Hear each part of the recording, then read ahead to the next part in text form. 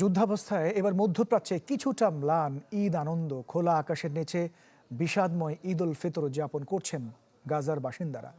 বেঁচে থাকাই যেন বড় প্রাপ্তি তাদের কাছে।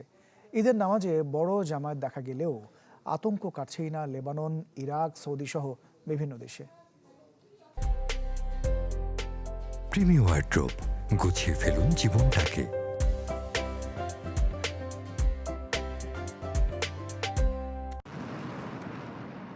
মধ্যপ্রাচ্যের এই আকাশ যেখানে রঙিন হওয়ার কথা ছিল উৎসবের আতশবাজিতে, সেখানে কেবল যুদ্ধের কালো ধোঁয়া। মিসাইল, ড্রোন আর মুহুর্মুহু হামলার মাঝেই পালিত হচ্ছে ঈদ উল ফিতর।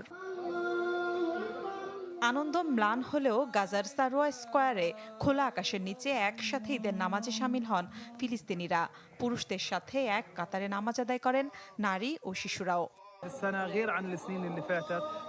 নিজ শহরে খোলা আকাশের নিচে পরিবার ও স্বজনদের সাথে ঈদের নামাজ আদায় করতে পারাটা ভাগ্যের ব্যাপার মনে হচ্ছে।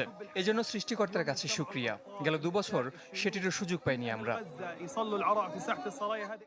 মধ্যপ্রাচ্য সংঘাতের জেরে আল আকসা মসজিদে প্রবেশাধিকার সীমিত থাকায় বাইরের রাস্তায় নামাজ আদায় করেন জেরুজালেমের মানুষ।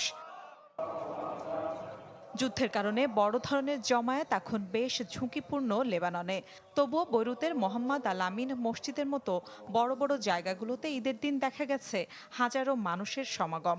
তবে দেশটির দক্ষিণ সীমান্তের বাস্তুচ্যুত লেবানিজদের জন্য এবারের ঈদ ছিল অস্থায়ী তাঁবুতে টিকে থাকার এক কঠিন সংগ্রাম।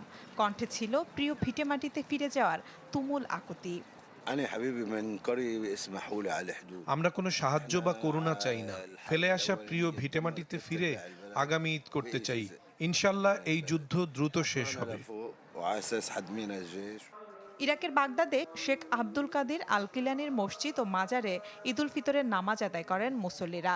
জামাতে অংশ নেন নারীরাও, যাদের চোখে মুখে ছিল যুদ্ধের শঙ্কা। আমরা একের পর এক আক্রান্ত হচ্ছি। আগে ছিল ফিলিস্তিন, তারপর লেবানন, আর এখন ইরান এবং বাকিদের পালাও আসছে।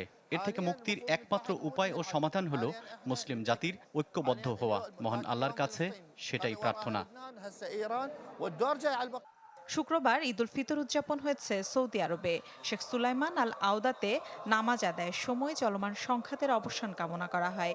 সৌদি আরবের পাশাপাশি বাহরাইন, কাতার, কুয়েতেও উদযাপিত হচ্ছে ঈদ। নীলা খন্দকার, চ্যানেল 24।